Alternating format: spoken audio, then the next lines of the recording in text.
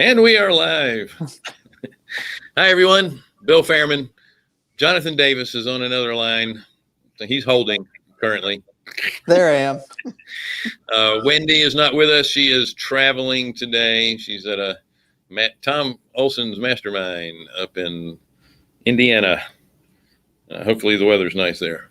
Bill Fairman, Carolina Capital Management.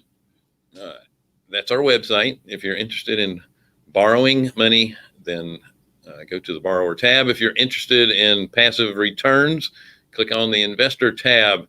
Don't forget to like, share, subscribe to our channels.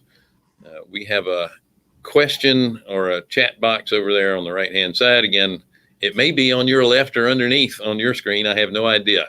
I'm on my screen. But you can leave a question and we'll get to it during the show. All right. So I have a great guest today, Dr. Paul White. I've known him for several years. He came into a mastermind that we're involved in called Freedom Founders. I'll ask him how he was dragged into the real estate investing side of things, but Paul just wasn't investing. He had to figure out how much he was investing and where the heck it was going. So he and his son put together this great app to help keep all that easily on your phone. You can do everything mobile on there, and we're going to talk to him about that. So, Paul, great to have you. Well, thanks, Bill. Thanks for having me. Hey, Jonathan, how are you? I'm good. You know, I'm a little disappointed. I thought I was hanging out with Wendy today, so I'm readjusting. I had no idea, so otherwise I might not have signed up. So, well, hey, now you got to hang out with Wendy earlier. I know you were on with her in her Sunrisers group. Yeah, that was great. We had an awesome time, and you had got some really good comments from there too. So I'm happy that you agreed to come on the big show, as it were.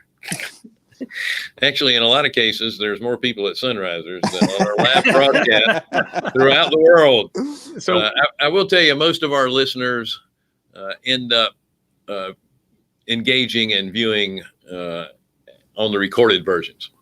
So it's just the three of us is what you're saying right now? Yeah, pretty much. Could be. We actually have four others. All right. See, we doubled our numbers. I always love to tell people that we have tens of fans out there hanging on every word. Well, I'm one of them. Well, we appreciate it. So, Paul, give us a little bit of your background, how you got involved in dentistry and then eventually into real estate investing.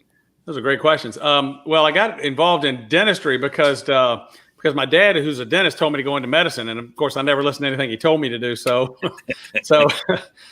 after I got into dentistry, I realized that I still had another calling. So I ended up actually going back to school, which was hard after I'd been working for a while, and became an orthodontist. And so that was just my passion, my true calling. And that's been a great thing. And it was actually in my pursuit of being better at orthodontics and managing the office and the practice and things like that I met David Phelps. So that's how I got into Freedom Founders as well. So at least you chose a section of dentistry that paid the most. Yes, it does. It's also getting expensive to do as well. So, but it turns out when we were closed for COVID that I'm not essential, which was a big blow to my ego because I thought I was pretty important. And I had a lot of patients that were supposed to get their braces off that thought I was pretty important, at least for that one event. So, oh yeah, so we had to sit and do this for a while. Especially if you're a teenager and you've had braces on for a while. And prom's coming up. Come on. Well, prom didn't come up. That was the thing. Well, yeah. They had virtual prom. Right. We had graduation, all these plans. We had to get braces off, and of course, none of that happened. So, that's new world. That's pretty interesting. So where are you from, Paul? Where are you located? I'm north of you guys. I'm in Richmond, Virginia. Oh, I've been here most of my life. So that reminds me. Did you fare okay through the storm? I'm assuming we did. We thought that down at the river we're gonna have a little trouble, but we brought everything in. And whenever I bring a boat or a jet ski in, then it's guaranteed that the hurricane will not hit. When we leave them on the pier, that's when all heck breaks loose and we lose stuff. So So the first thing my neighbors tell me to do, are you bringing your jet ski in or your boat in? I go, yep. They say, good. We'll help All right, you. good. It's going to miss. It's somewhat humorous. My next door neighbor on Sunday, he came over and told me that they were going on vacation and, keep an eye out for things. Of course we do. And they went to Oak Island, North Carolina, where basically the eye came ashore. It came Oak Island, and I think the official landfall was the island just south of it, but you could almost walk to it. Holden Beach?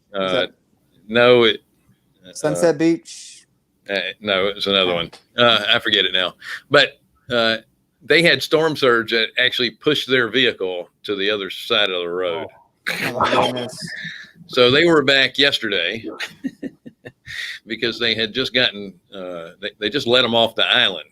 They had no power for days. And I feel terrible because I remember we were vacationing in Atlantic Beach, North Carolina. And over the week of the 4th, we had a really early hurricane show up. And so it was the week of the 4th, and we had the eye of the hurricane come straight across the beach. And it was just a category 1. And we were in a 2-story home. And I remember I got up around midnight, had to go to the bathroom. I lifted up the toilet seat and I look in there, and the water in the toilet is sloshing back and forth. And I'm on the bottom floor. So I'm going, wow, this is some serious wind. Can you imagine being in a 2 or a 3 or a 4? No. That would be really scary. All right, so I digress. Yeah. So, I only set aside a couple hours for this. Do I need to call some people or? Yeah. You were smart. Yeah. Remember, that's why they asked me to do these things, because I can stretch it out. So, were you interested in real estate investing prior to getting involved with David? Only on the fringes. I'd done some real estate before. Most of the guys that even show up said, yeah, I tried real estate and it didn't work. Right. And mainly because we just don't have the expertise. So what I find is most of us have more money than sense, which is it's a really dangerous combination. So that's how I think most of the guys in the group have said, yeah, I tried this and it doesn't work. I feel like the main reason for it not working is because you buy a rental home, or you buy, single use facility. It's hard to get a footprint when you only have 1 or 2 assets. Yeah. You need to buy 20 because what's funny is I always say that a lot of guys, and even the serious investors that I meet, sort of treat this like a hobby and not a business. And I think if you have that mindset, that's how you get in trouble, and you don't get the returns, and you're not protected against downturns and COVID things and things like that. So I do think we have to take it seriously. We've got a big chunk of the money that we saved, from the old days, and we go to put that in, and we just don't give it much thought. And it's just a crazy, we would never run our businesses like that, but we do investing like that. So sure. And if you're full-time making money in your chosen profession, sometimes it's easier just to diversify into other funds where you don't have to get too much involved. And again, the key word there is diversify. You don't want to be in one fund. You want to be in several. You want to make sure the funds are diversified themselves geographically as well as, different spaces. Yep. But if you're doing this full time as an investor, you have a wonderful tool that I want you to talk about. Yeah. Well, as I got, I guess what got me into it was that aha moment when, Warren Buffett famously said, if you don't make money while you sleep, you'll work till you die. Yes. And I went, wow. And when I finally understood the difference between income and wealth, I started thinking about these. And I'd always done stuff in the stock market and saved money in the stock market, and I was doing pretty well. I finally listened to a friend of mine's dad who said, look, just buy blue chip stocks that pay a dividend and stop messing around. And so, I did that, and making a decent amount of money from that. But I called my broker, who was a broker in name only, and because I had it at Schwab, and I said, so just curious, how much, passive income is this income generating? And it's a decent amount of money. And He gave me the number. He said, I'll get back to you. He gave me the number, and it was enough for a month. So, that would be a problem. I needed to severely restrict my lifestyle, or I needed to start looking for other avenues for passive income. Yeah.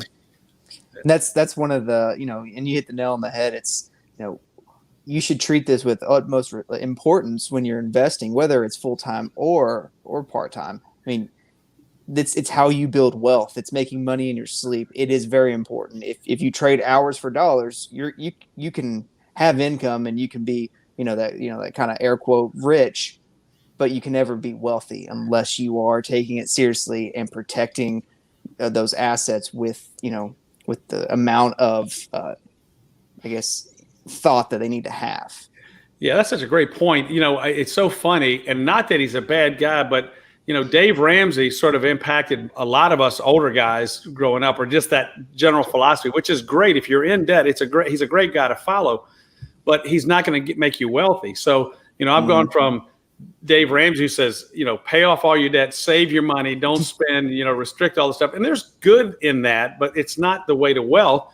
And so I've gone from Dave Ramsey, sort of the George Antone model, where you say, look, debt is a good thing if you have the right kind of debt and use it in the right way.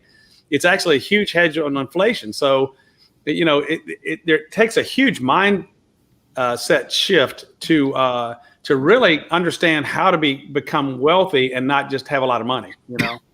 Yep.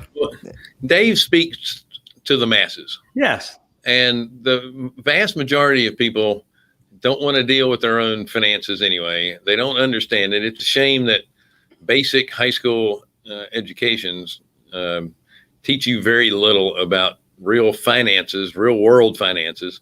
And you're right. You don't need to be spending all that extra money on stuff that you want. You're in debt. Your indebtedness should be based on needs or making an income. Mm-hmm. So if you're leveraging investment property, you're doing it because if you have a really good low rate and it's projected out 20, 30 years, you're paying today's dollars in the future. And we all know that the dollar won't be worth the same 10 years from now as it is today. So correct. You're spacing that out where your asset grows in price or wealth, and then you're paying it with shrinking dollars. Antone calls that, real dollars and nominal dollars. So you're owning the asset in real dollars and paying it back in nominal dollars that are in the future worth less. So I think it's a really important concept. And so, and along with that, that Dave Ramsey mindset, you got to remember, probably a generation or two ago, my grandparents were poor, right? And my dad, had some income, but he didn't ever really build wealth because he didn't have anybody to teach him that. And so one of the things that I look forward to doing is to teaching younger people, especially, about how to build wealth. And so I think it's such an important point, because you can just buy an asset and have money or have cash flow or things like that. But it's really this mindset, this education thing that has to go with it. And so one of the great things is my son has been going to these masterminds and these RIAs and things with me.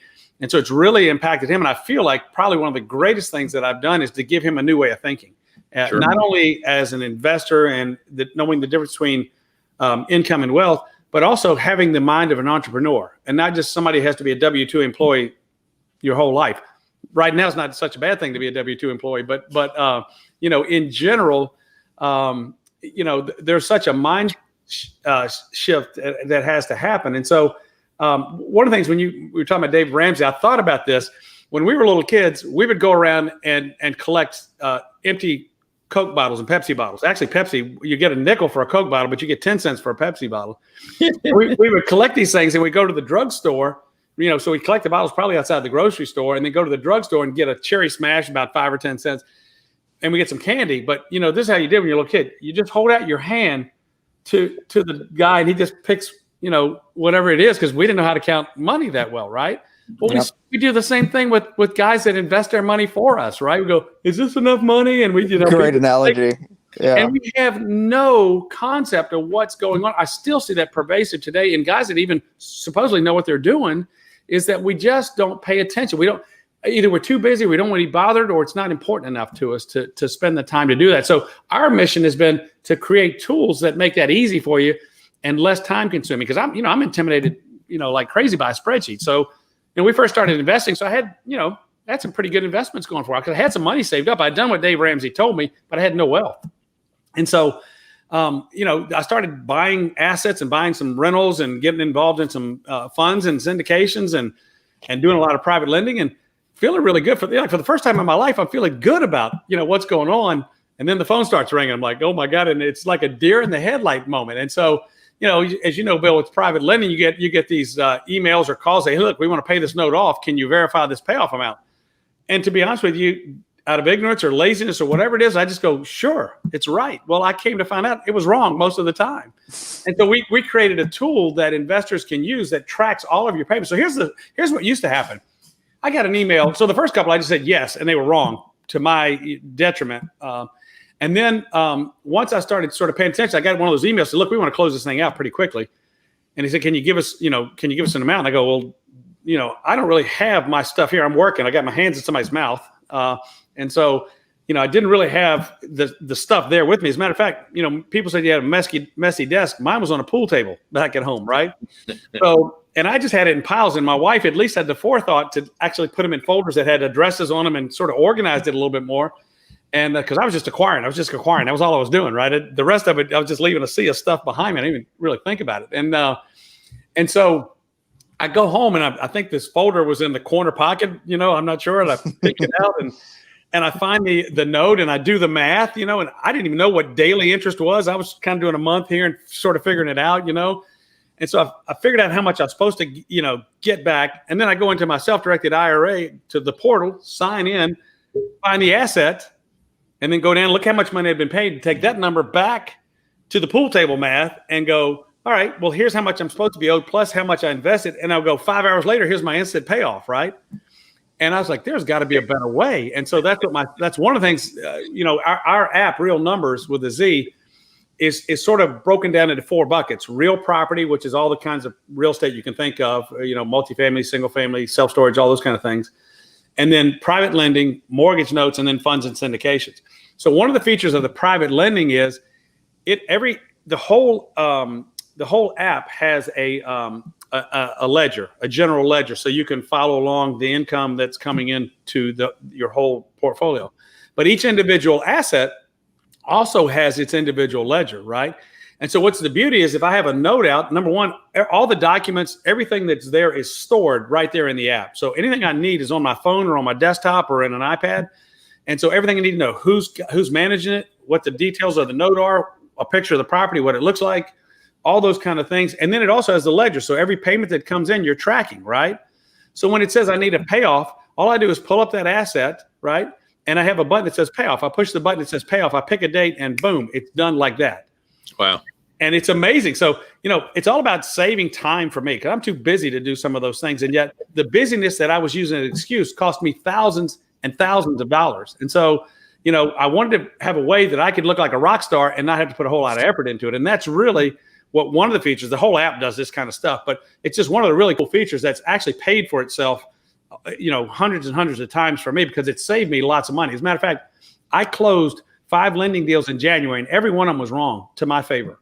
Right. and I'm like, whoa. And so now guys don't even argue with me. They know what I got and they go, yeah, I need to change mine. I think we need to redo our spreadsheet. And, and that's a problem with spreadsheets, to be honest with you, they intimidate me. I don't like numbers and things like that. I like straight teeth. That's, what I do. And so, and spreadsheets are great, but that's sort of a 90s technology, and if you want to make it work, you have to have a programming capability to be able to hook all this stuff together. And then if you do that and you want to change any of the formulas, you got to go back down to their very first formula and come all the way back up, which is so much work. No one does it. So you just live with what you've got. So there's a certain laziness in using the same old thing that you've always used, the same old technology. And what we don't realize is time is money. And if there's something better out there that can make us better at what we do and more efficient and save us time, we ought to think about that. And so that's the whole idea behind our RealNumberz app. And so, but I closed these 5 deals and every one of them was off. And now guys don't even argue with me anymore. They used to argue until I show them the math and then they stopped arguing. So, and it takes me seconds to do it. So it's so cool to do that. It's amazing what happens when you have data backing up your argument. There is a NetSuite commercial that's been around for a little bit. It says, if you don't know your numbers, you don't know your business, right? Yep. And this is what I was sort of alluding to earlier when I said, so many people treat this like a hobby, right? So one of the guys that you actually know in our group had a fair amount of money. Several $1 million invested. And he was sort of my big brother in the group. And I just gotten in. I'm like, all right, I got this money in my hand. I'm doing this again. And I'm saying, so what are you invested in? And he gave me some ideas. And I said, so how's it doing? He goes, I think okay. So, well, what kind of return are you getting, right? And he said, well, I think about 15%. I go, well, why do you think that? He goes, well, that's what they told me I'd make. And I'm going, here. And I'd say, well, don't you think you ought to know? And again, I like the guy, and it wasn't that I was concerned about him, but if I was going to put my money there, I wanted to know what he was going to make, right? Sure. So we sort of hounded a little bit, and he and his son put in about 60 hours. Think about that, and went back to all his properties and all the investments and tracked the transactions, right?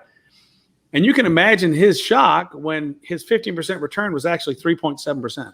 Oh, whoa! And for the amount of money he made, that was several $100,000 sure. per year different. Yeah. Wow. And I'm like, so you can have money. He has cash flow. So he's like, all right, I'm making money. I got mailbox money. It's doing great. But think about the difference between how much that would make year after year after year in your returns and your ability to do the things that you want to do. And I was like, you're kidding, right? And so I took note. And it actually, when he did that, it was a pretty dramatic presentation that he made. He actually changed the type of investments that he does, and he does mainly lending deals now because of the math that he did. And I'm a little more diverse than that, but again, I've got numbers to back up what I'm doing to make sure that what I'm doing makes sense. And again, it doesn't take that much time. If you do it the old way, it takes forever, so you don't do it, right? Sure. So that's really one of the cool things. It was funny when we mentioned self-directed IRAs, right? I had no idea what the word custodian meant, right? I thought that they were tracking all the payments and calling those guys if I didn't get a payment for a note, and they were giving me a return. And I'm like, so what do you mean you can't give me a return? And they go, well, look, we got people invested in Bitcoin and cow futures and everything else. How are we supposed to give you a return on that, right? Because I just assumed everybody did real estate. And I said, well, that part makes sense. And so I looked up the word custodian in the dictionary, and it means we hold your stuff, and we do a little documentation for you. And what became real to me is after we had already closed some lending deals out, I went back after we created the app. And even though the deals were closed, I just entered the math just to see what it was like. I missed a $1,500 payment. Had no idea. And they settled the account like that payment had been made. So boom, $1,500 gone. And it was way too late to go collect it because it was done. It was closed. Yeah. So, and I was here's the problem we have, at least in our group. Professionals like dentists and doctors, I almost said lawyers, but I didn't mean to say that.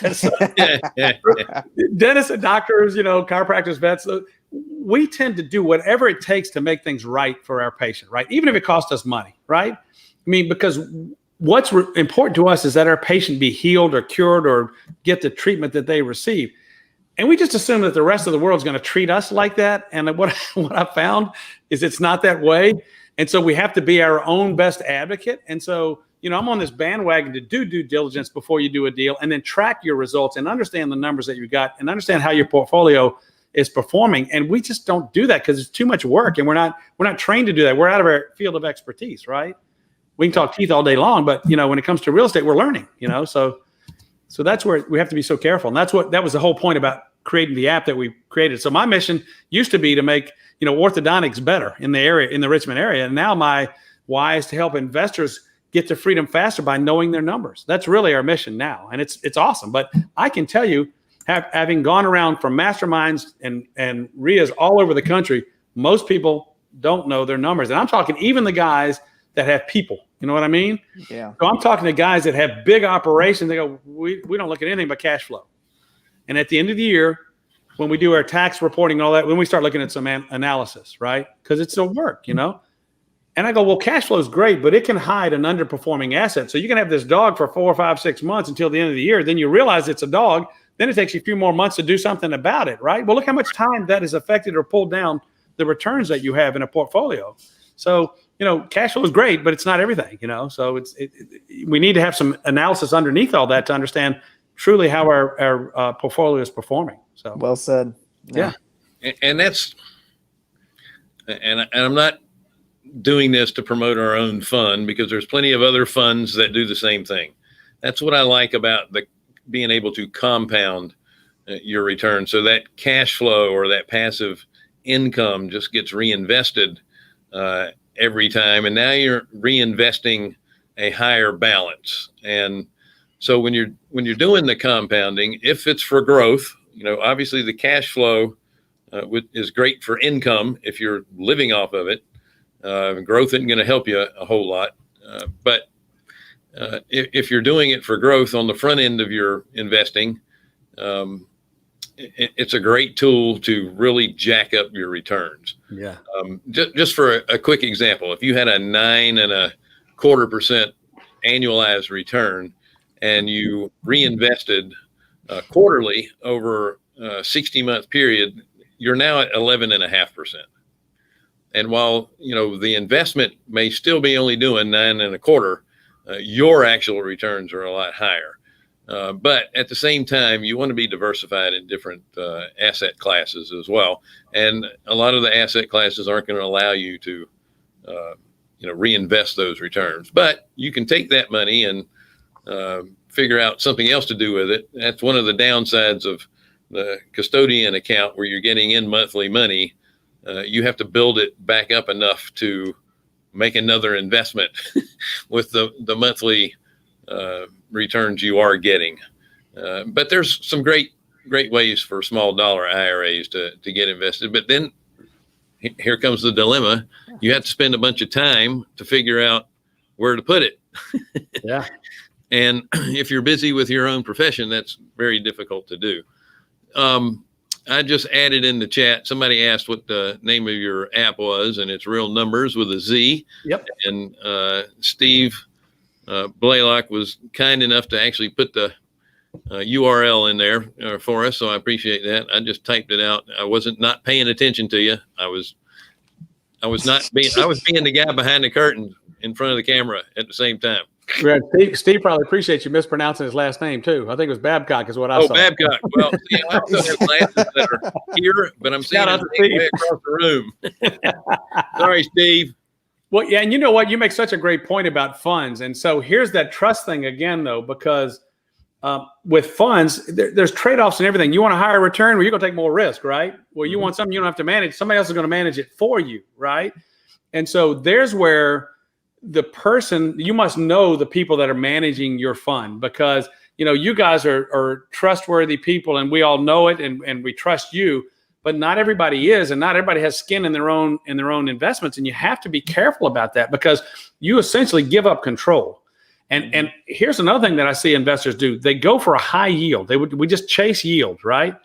Another guy I follow around, he goes, everybody's drunk on yield, right? But you don't pay attention to the things underneath that yield. And I've seen people make really bad decisions because it's a 15% return or 11% return, and then they don't have anything when it's all said and done. And that's a zero. Actually, it's a negative return when you lose your capital. So at least for guys in my age, the first thing you need to do is protect your capital, preserve your capital. And so the type of investments that you make, we get a little bit greedy about getting this number, right? And we just see that number and all due diligence goes out the window, right? I see it time and time again. So, And that's what's great about a fund is because yours is sort of set. It's governed by the government and all that stuff. And so, if you have somebody you can trust like you and Wendy, that's a safe place to put your money. But, again, you don't have any control over that. You're at your whim. So if you decide to get a big yacht or something one day, I guess we got. Well, and you kind of said, Don't say that. He just bought a boat. Oh, did he? It's not exactly a yacht, but some would say it's a yacht. Yeah. But yeah, you don't want to be chasing yield. You want to be chasing investing partners who have aligned interest with you. So whether they have the same skin in the game, or they have a delayed return, or they have a return that's based on the performance of the asset that they're in with you on. Like, you want to chase people who have aligned interest with you and your investment. That's really well said. I'm sorry. It's not that I wasn't paying attention to you, Jonathan. The questions in the chat. Wow. So Diane is asking about does your app handle payoff calculations when you have odd payments, maybe catch ups or somebody hadn't paid on time? As long as you fill in all that information, it'll calculate it, right? It does. It absolutely does. And we sort of make a distinction between mortgage notes and private lending. So private lending is typically simple interest, but it also accounts for, shared equity, and it also accounts for points as well. And so you can actually, one of the cool things about our feature, because one of the great things you can do with private lending is actually bring in partners. There are guys that don't like the word JV because it implies a fiduciary responsibility, but you can bring in partners that you can wrap in a note. And so I do a fair amount of that, and it keeps track of everything. It keeps track of who your partner is. It keeps track of the total deal, what your deal is, what their deal is. And then it closes out. It lets you know what you get and what they get. So, and you have the option some of these guys that borrow and they have a system set up, they'll either pay you and then pay your co-borrower, a co-lender with them.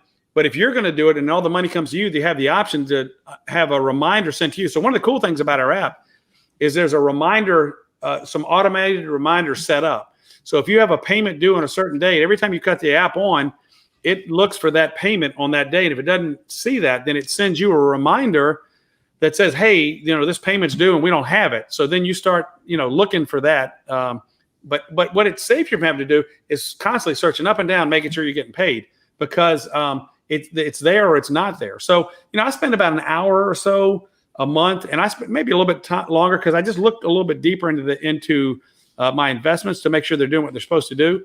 But, the idea is to save you some time, but then to automate things to make it easy for you. So to answer your question, yeah, it would keep track of all that. But the great thing is it'll send you a reminder to send a payment to a partner that you're wrapping, or it'll send you a reminder to, when it closes out, you'll get the whole deal. So everything's sort of taken care of for you and automated, other than it won't do the due diligence for you and it won't do the deal for you. So it's to help you after the deal. Right. Let me ask you this question, Paul, or Dr. Paul, if you don't mind. Paul's great. Okay. I don't, if I went to school that long, I'd want to acknowledge that. But my question is, so does it calculate or have the ability to calculate interest not only based on a 360-day calendar, but also on a 365? Does it have that distinction where, because some people, like, just to throw this out there, like if you do a $100,000 loan at 12% interest and you calculate it on a 360, you're going to make, $12,000. Right. If you do it on a 365, you're going to make $12,166. Right. So does it have that function? It does have that function now. We built it, and to be honest with you, I can't remember if it's 12. We did it on 360 or 365. Whatever we did, we sort of talked around. There's a lot of things that it does, and we didn't want to get this thing so complicated. Here's what's crazy about this. What's amazing to me is I have, when I was growing up and I asked my parents how to do a math problem, they said, no, that's a new math. We don't know how to do that, right? And I'm like, come on, But nowadays, when my son opens that computer, you could hold a gun to my head and tell me to program something. You might as well just shoot me because I have no clue what he's doing. I mean, there's just words and stuff all over the place. And he's talking to me like I understand what he's doing. Here's the really cool thing. So what's neat for me is I've taken this, what would I want to do if I had this particular asset? What do I want to know? What functionality do I want to have? And I just sort of tell him, and then to see it come up on the computer, it's just amazing to me. Now, in the tech world, this programming world, they call it wireframing, right? So I keep saying I'm wireframing. He goes, Dad, you're writing a bunch of crap on a piece of paper, and then he has to ask me a bunch of questions afterwards. And I'm feeling so proud about what I'm doing. I told him as a way for me to get some of my investment in his education back. So it's really great. That's good. That's awesome. So you can originate a note. You can buy an existing note, right? It'll calculate if you have, can it calculate it if you're selling a piece of that note to someone? Yeah, if you do a mortgage note, it does that. If you start the deal together with a partner, it will calculate what your partner would be. I want to say JV because that's what I was taught, but I'm trying not to say it as much. But so if you set the note up at the beginning, then yes. In mortgage notes, one of the features that we've added, two features that we've added for a mortgage note is really two things you can do with a note. You can sell it, all of it or partial, or you can borrow against it. So we've added those two features into it. So you can sell a partial of a note, amortizing note. You sell the partial, and not only does it record, so you set up the terms of the deal, And when you set the partial up, you decide how much money you want to get back. And a lot of people, the beauty of partial, you can get a lot of your money back, or if not all of it. And so what it does, it'll calculate the number of payments that you have to sell at a given rate. And you say, yep, I'll take that, execute the sale. It'll ask you who the buyer is of your partial of that, and you record all that. That's really cool. cool. And here's what's great. And let's say you sell 10 years of a note. Well, in 9 years and 11 months, you're going to get a reminder back saying this note is coming, the payments are coming back to you in 1 month. So it allows me to plan things out. So, and then the other thing with if you borrow against it, whatever the terms of the note that you're borrowing against, it'll actually give you the spread of what you are getting for your note and how much you're borrowing against, and give you the spread annually and monthly for that. So that's nice. And in a second, you just pull out this. I'm not a spreadsheet guy, so fill in this number, push a button. I love it. It's just simple, right? So it's made for guys like me. So the hardest part of this thing is to actually type in stuff as it happens. Yeah. And as hard as that is, I've had a couple of guys that were busy guys and all that. I got some stuff. And he said, but what I convinced them of, and they came to believe that, is once you have all this stuff in, it's almost, you got to spend a little time every month, which you should be doing. You should be looking at your assets, right? And so it helps you to do that, and just boom, boom, boom. And then you just get instant feedback on what's going on. So it's pretty cool to know what's going on, because the first year or two in that group, I was like, I have no idea what I'm doing. I just know I got some stuff on my pool table and money's coming in. That's all I know, right? And it turns out I was leaking money to the tunes of thousands of dollars, and I didn't know it because I was making money, right? And I, for me, I don't know numbers that well, but I know I like things nice and straight and neat. Now, don't look at my desk at the office, but when it comes to these kind of things, I want to make sure everything's like it should be. And so that's really the whole idea behind doing all this. So the reminder system, it just sends you reminders when things aren't doing what they're supposed to do. And one of the really cool things, you can actually, through another software, you can securely and in encryption connect to your bank accounts that are associated with your business. And so it will pull numbers when you when you cut the app on, it'll call those numbers by tokens. So it doesn't store any of your data. It just pulls a token, and you'll know what the balances is on your accounts. And so that's pretty cool to know. And eventually we've got this big dashboard that we've worked out, and part of it's working, but there's such a huge build. One of these days, I want to see how much money do I have to invest? How much of it is qualified and non? How much debt do I have? And I can, with a link, dive down into all that. And then how much money do I have invested, and how is it performing in all the different categories? And so it's a huge build that we're building. We've got a lot of functionality going, but there's a huge, software's never done. Mm-hmm. And, if my son doesn't shoot me before it's all over, then it's going to be even better than it is now. And now there's nothing out there like this app. So it's a pretty cool thing. Well, that's a great segue into bringing up a couple of friends of ours, Mike Zlotnick and Ryan Parsons. Well, they're real big, and especially Ryan is real big into taking your risk factors and putting them into quadrants. And then each person in their investing life is going to have a larger percentage of different quadrants in their portfolio at a time. And then as you grow through your life, it's always going to be moving, and you always have to look at it. And if you have a dashboard that you can just pull up and say, all right, well, this quadrant was great when I was 30. I'm going to have to shrink this down quite a bit because I'm more about, preserving my capital than chasing the yield. Then you start making those adjustments, and you can do that if you have a dashboard in front of you all the time, right? Yeah. That's a beautiful thing there. One of the things that I also noticed about folks coming into a group where they've been used to having their money managed by someone else. Yeah. And then they come into a group and well, the thing about it is now it's being all self-directed, and you definitely need to have a tool that organizes what it is you have. And they get the investing part of it great. And then, the understanding where it's going and what it's doing is kind of left to the side. And, that, I don't want to say it's a dangerous thing not to know your numbers, but it's not a good thing. Well, I would say it's dangerous because, and a lot of what you're talking about with Mike and Ryan is it has to do with your runway, right? Yeah. Your burn rate and your runway. Well, my runway is a lot shorter than a lot of people's out there, right? So I have to make different decisions. But, sure, you might be able to take more of a risk if you're 30 or 40 years old just starting out and go for it, right? Try to hit a home run. But, at my age, you want to be preserving capital and you want to be consistently making returns that you know are there. And then you've got to be checking to make sure things are doing what they're supposed to. One of the things we know in real estate, nothing goes like it's planned. I mean, all the time, right? That's true. And if you don't know that, then you're the victim of somebody else not paying attention, right? So you have to, here's what's interesting. Guys, when I first got in, said, look, once you get all this down, you figure out what you're going to invest in and how you're going to do it and what's important to you, then your job becomes one of managing the managers, right? Yep. And so this keeps happening, but the first time it happened a few years ago, I got an alert that said on my phone that said, you've got late rent.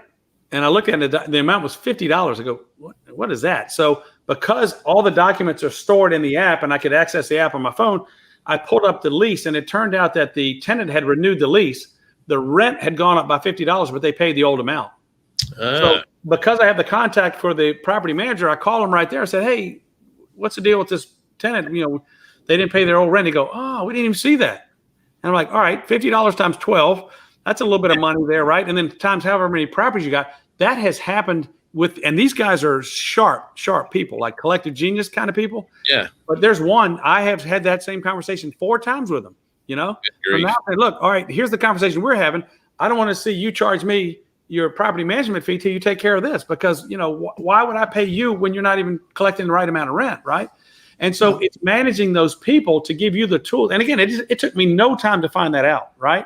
Right. I mean, that's the beauty of all this is to understand that we need the tools so we can manage our stuff properly. And what we don't think about, let's say we lose, $50,000. Well, you don't just earn 50. You got to think about what $50,000 represents to you, right? It's not $50,000. It's a heck of a lot more depending on your tax bracket and all these other things, right? So that's extra over and above all the other stuff you need. That's a lot. That's worth way more to you than $50,000. So this is why we have to be so careful. We have to do the due diligence and not go grabbing for that golden ring on trying to hit a home run every time, especially my age, right? And so you have to maximize your portfolio to make it hum like a Ferrari and not put along like a Yugo, right? Absolutely. Think about it too. It's just not about what it cost you to acquire the $50,000, but it's also the lost opportunities that $50,000 would have earned had you had it, right? Amen. And based on the years, that's infinite. So it's a lot of money lost. It depends on your own way. The last time I checked, I don't have infinite years. So I'm sorry, Diane. I've been teasing you all this time. I was going to ask him. So this is kind of like one of those TV shows where they tease you about the next commercial. They just say, I've got this great story right after this message. Yeah. But wait, there's more. Right. So, Paul, how much does the app cost? That's a great question. Diane, thanks for that question because I always forget to talk about this kind of stuff.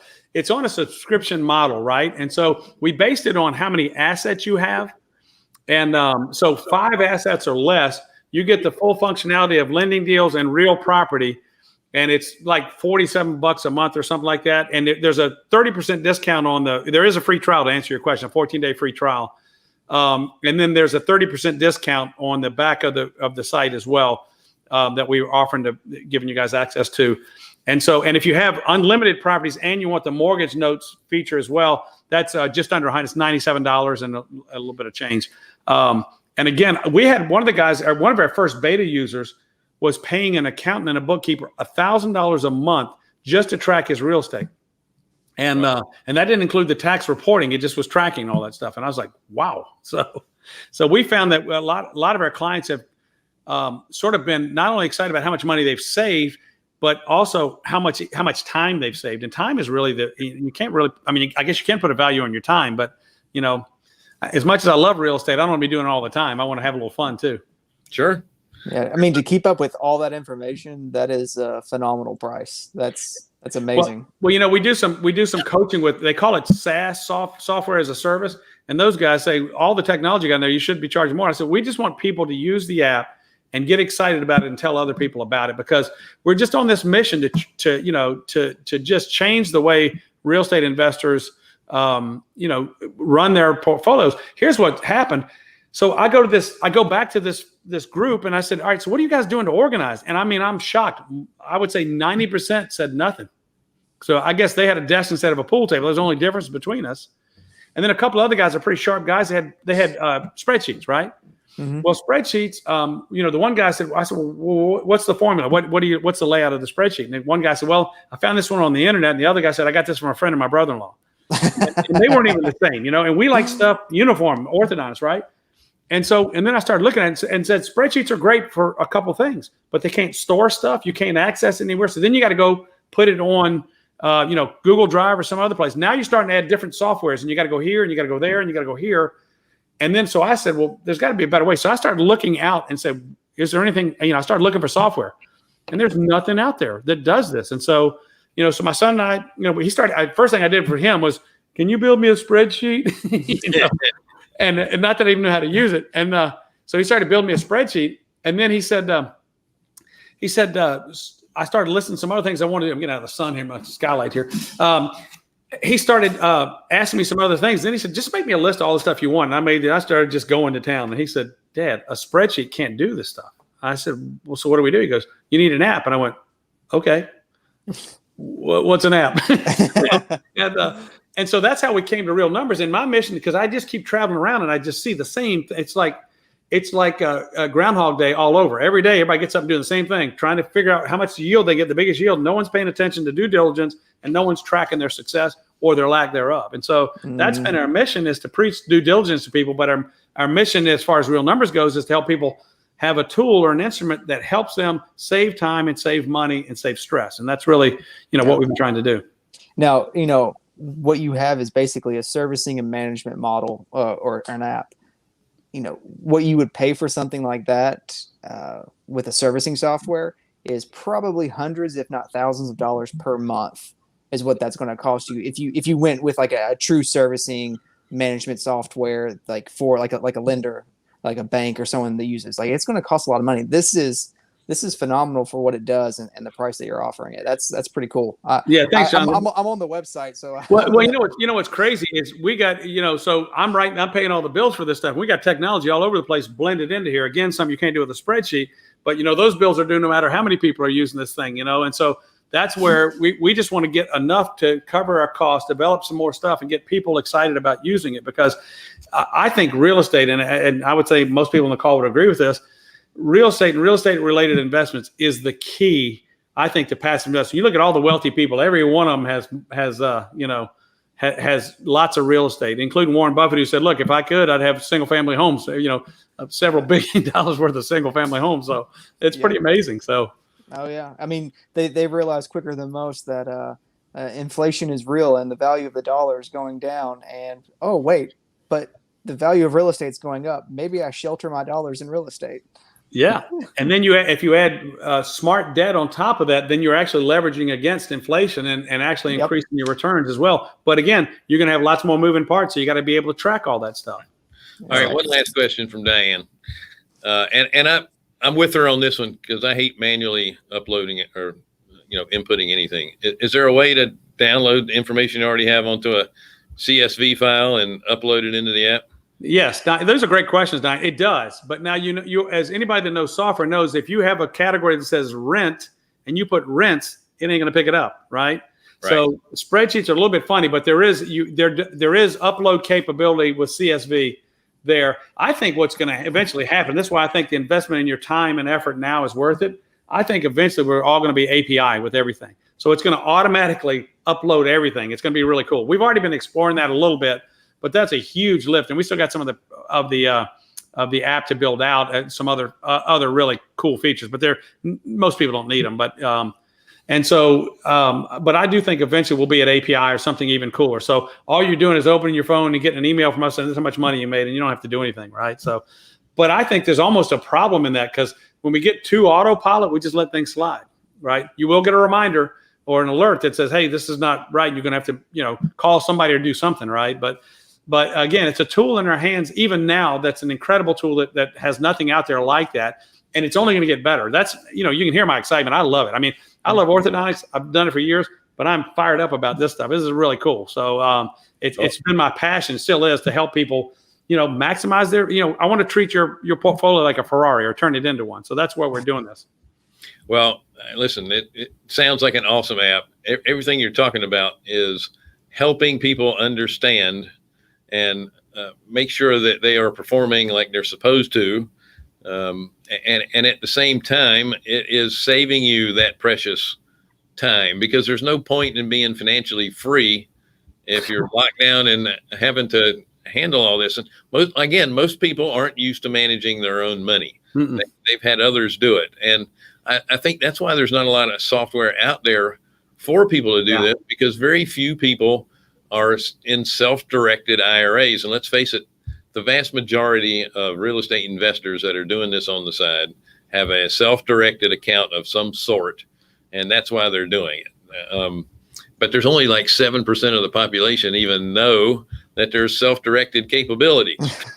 Well, and then it's even more important because the savvier guys are starting to do the solo 401ks and things like that. Yep. You got to have something like this to track it, or you're going to get in trouble and lose it all if you're not careful. So that's to me where you really got to know what you got to be on top of your game to be able to do something like that. But it's a great way to go. So I guess your next feature is going to be whether it's a prohibited transaction or not. I'm just kidding. You would think about it, but all the legal implications for all this stuff, you just have to be careful about what you're telling people, right? Yeah. 100%. I don't want Twitter cutting me off. That's your custodian's job. Right. All right, Paul, holding your stuff. It was awesome to have you. Let's put the put his email or his web URL address up there again, if you don't mind. And they just go there and sign up, I'm assuming. Yeah, and there's a little chat feature there, chat bot there. So if you have a question, just type in the chat bot. I'll get back to you within a day or so. And so for me, with this COVID thing, what's really funny, and there's another feature. I did a really cool thing about how you can stress test your properties. There's an iPro forma built in, which helps with due diligence of property that you have or property you're considering, because it pulls data from Zillow, and it will pull for more eventually. But with this COVID crisis, one of the things that I cannot do is work from home, right? And that's why so many of us are working towards these other things that are more passive. And passive is not a really good word for real estate, but I'm not quite sure there's a good word for it, but it does take some work and due diligence. But alternative revenue streams. Yeah, you're right. So these are the things that these tools allow you to have this sort of freedom lifestyle where you can go anywhere there's an internet connection and manage your stuff, right? Your in real estate investments. You can see them, you can call, you can look at documents and data, and all of it's secure, all of it's protected. It's on a bunch of different servers, and it's just a tool to have in your pocket that lets you manage things. So how do you like to manage your, pocket management of your real estate portfolio? Pretty cool thing. So that's great. Really excited about it. Really proud of my son too. I don't tell him I said it. I'll give him a big head, but he's incredible. So it's great that you're able to work with him as well. Well, he would say days they're not, because he gets a little, literally he's like this and I'm like throwing stuff up and seeing what sticks. Right. So we're working through that. Right. So for those of you who are not watching, but are listening, the URL is RealNumberz.com. So that's RealNumberz.com. And it's an awesome app. Go check it out. It looks like you're going to save a bunch of time and a bunch of money. Amen. You got to have your numbers in front of you. We all have to have dashboards to run our business. You need to treat real estate investing as a business. Paul, it was great having you on as a guest. Thank you. You're a super guest. And look, you can't see on your screen, but behind you, there's rays of sun coming straight down. So now you get a halo. I kept trying to move and it keeps. That's an awesome. Manna from heaven. What is this, right? This is our graphics trick. Thank you, Scott, for putting that behind his head. Making me look angelic. That's a lot of work, Scott. So, folks, don't forget to share, like, and subscribe to our show. If you want any information about us, CarolinaHardMoney.com. If you're looking to borrow, hit the borrower tab. If you're looking for passive returns, click on the investor tab. Y'all have a great week, and we'll see you here next week. Same time, same channel. Yep. Actually, it's not the same channel, but same time.